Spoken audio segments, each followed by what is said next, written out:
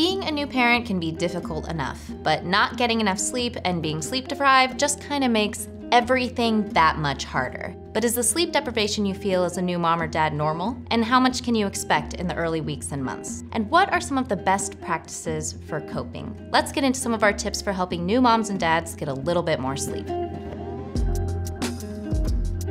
Hi everyone, I'm Adria. So before we chat about some tips, let's talk about how much sleep you should be getting. Well, it comes as no surprise, but the recommended amount of sleep for new moms is around 7 to 9 hours per night. Pretty much the same for everyone else. But in those first few months, it probably feels like that's just a pipe dream. Interestingly enough, most parents lose less sleep than they realize. Research shows that on average, men lose about 13 minutes of sleep after the baby arrives, while moms lose about an hour. And again, this is an average. So for instance, if you usually get about 7.5 hours of sleep each night, you new moms can probably expect to get about 6.5 hours after your baby arrives. While an hour less may not seem like much, it really can add up. And not to mention the reduced sleep comes because you're adjusting to your baby's feeding schedules, nighttime awakenings, and probably your own fears and anxieties about this new little human in your life.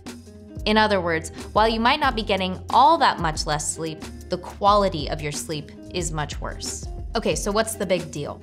Why is getting sleep as a new mom such an important thing? Well, for starters, sleep deprivation leads to increased anxiety, irritability, and less stable moods.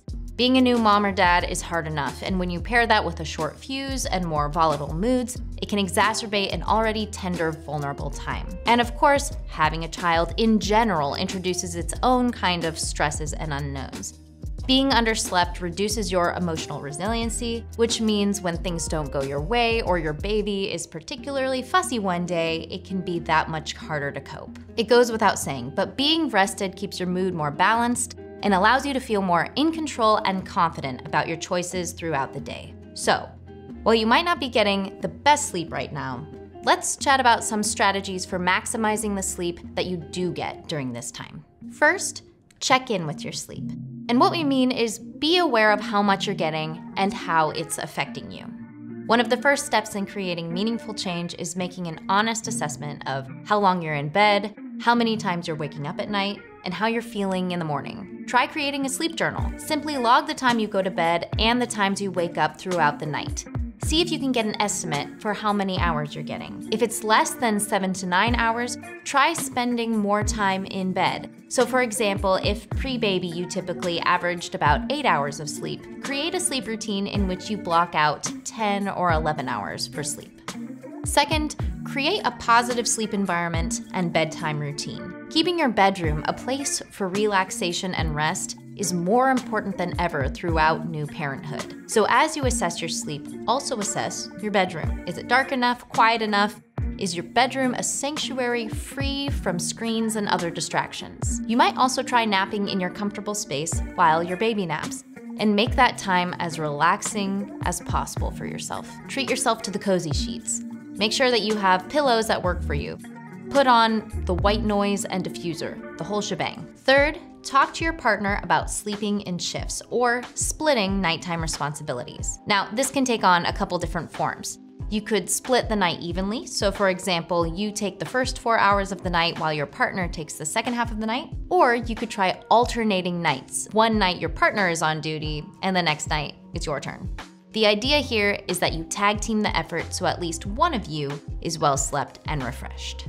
Then, once you've survived the first 6 months, start sleep training to create better sleep patterns for you and your child. Sleep training is the process of teaching your baby how to fall asleep with less help from you. It involves putting them down when they're sleepy, but awake, so that they can learn to listen to their body's cues for sleep. There are a lot of opinions out there on how to sleep train, something we'll cover in a later video, but for now, settle on a method that makes sense for you and your baby. And finally, don't be afraid to ask for help. Creating a community can help in strides. If you have friends or family in the area that you can trust, ask if they can watch your new baby for a few hours while you get some much-deserved rest. Get connected with other new moms or support groups so that you know you're not the only one experiencing the issues that arise. This is also a great way to meet friends who are interested in social experiences that work for you and baby's needs. Release the stress of having to do it all yourself and let your tribe help out. This is also a great way for the people who love you to feel like they're getting acquainted with the baby and helping you in the process. After all, it takes a village.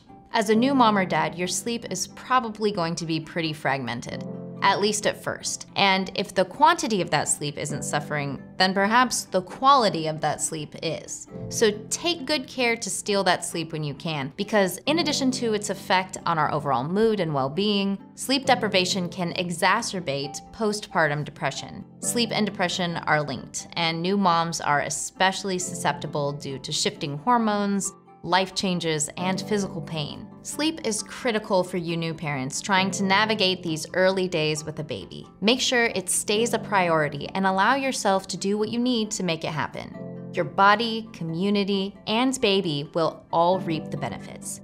And if you need more tips on how to get more sleep as a new parent, check out our video right here. Thanks for watching, everyone. Sleep well.